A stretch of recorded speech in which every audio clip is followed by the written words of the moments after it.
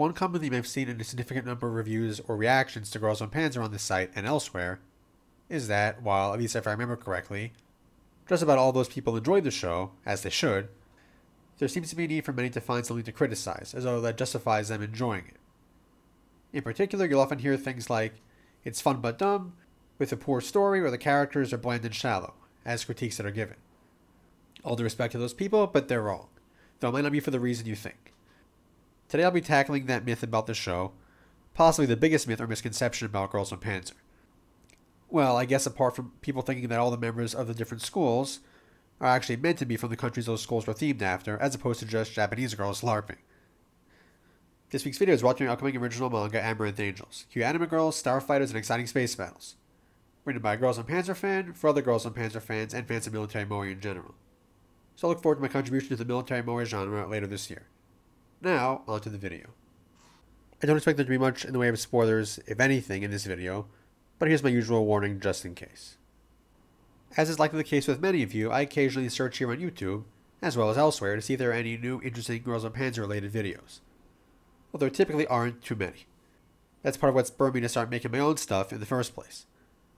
But getting back to the main point, while basically all the reviews I've seen of Girls Und Panzer here are broadly positive, people seem to feel like they had to qualify that enjoyment with some criticism in order to justify enjoying something that's quote-unquote silly, and about cute high school girls engaging in tank battles. Never mind the fact that you should never really feel a need to justify a guilty pleasure show, though I don't consider Girls Und Panzer one of those, obviously. For example, I enjoyed Sword Art Online despite agreeing with many of the criticisms of it. But it was an enjoyable watch while I was sick with coronavirus for 2 days, and I don't feel embarrassed to say that I just enjoyed the show that many consider subpar.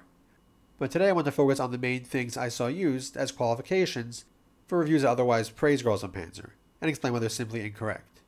Of course, no offense intended to anyone who did review or react to Girls Und Panzer, and the last thing I'd want would be for anyone to start arguments with them over it.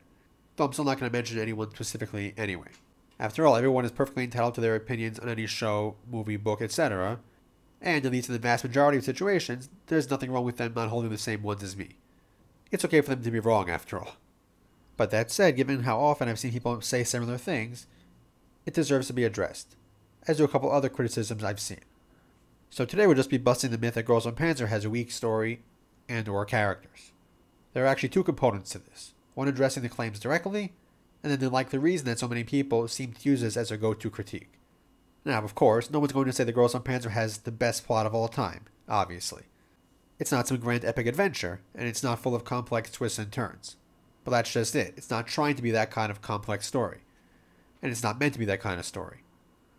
Girls Und Panzer set out to be a fun little sports underdog story about cute anime girls who compete in tank battles to save their school, all while learning to appreciate a fun sport for what it is along the way, and while also building new friendships and exemplifying sportsmanship, of course.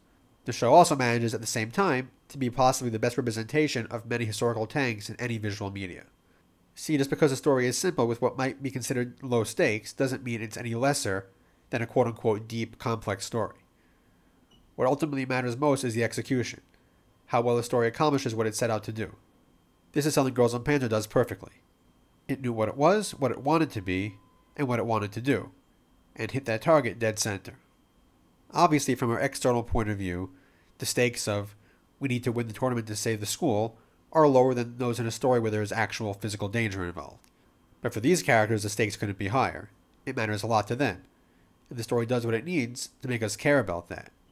This is also why Girls Und Panzer needed to be a story where the characters aren't in actual physical danger despite the use of tanks and somewhat live ammo.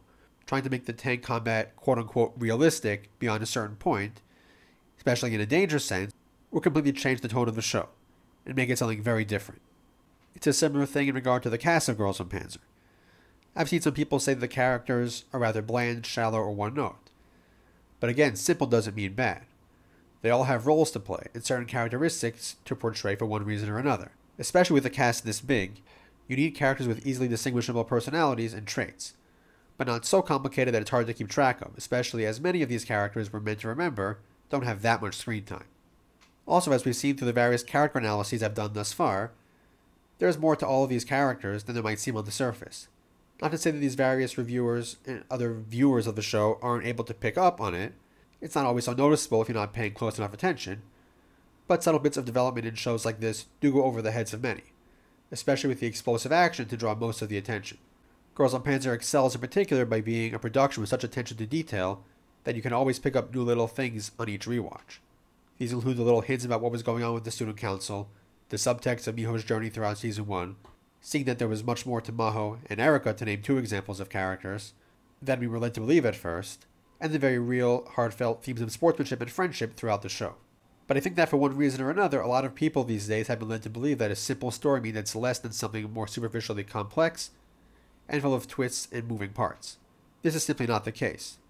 In fact, many of the most enduring stories are, at their core, very simple. Just look at most genre classics, or even movies like the original Star Wars. A show with a large, complex plot full of twists and other stuff like Attack on Titan isn't inherently better because of that. As I already mentioned earlier, ultimately it all comes down to the intentions of the project and the execution of it. What you set out to do and how you pull it off. This is how I generally judge works of fiction. It's also why I don't pay heed to people who talk about tropes as if they're inherently a negative thing to use. Without tropes, as distinct from cliches, because that's a whole different level of things, you don't have stories. But once again, it ultimately matters more how they're used than the fact that they are used. But back to Girls und Panzer and the remarks some make about it being quote-unquote dumb, with a subpar plot and characters. Is the show in some respects silly? Of course. The base concept at its core is quite silly, and probably shouldn't have worked as well as it did. But that's part of what makes Girls und Panzer so special. The fact that it manages to make this work, all while embracing the silliness of the premise, while at the same time playing it completely straight in universe, with its brilliant direction, music, sound design, and voice acting making it the masterpiece it is. After all, one of the biggest strengths of anime as a whole is the fact that so often story concepts that you wouldn't think could work at all are done so well that they become amazing. Silly is not dumb, and simple is not inferior. Girls und Panzer had a very simple story to tell, and a large, varied cast of characters in mind to tell that story. And it did exactly what it set out to do, while also having a surprising amount of depth that it technically didn't even need to have in order to be a successful show. Every aspect of it, from the characters to the depiction of the tanks, and the way the tank battles are conducted, even including the quote-unquote inaccuracies in the function of the tanks, for the sake of entertainment.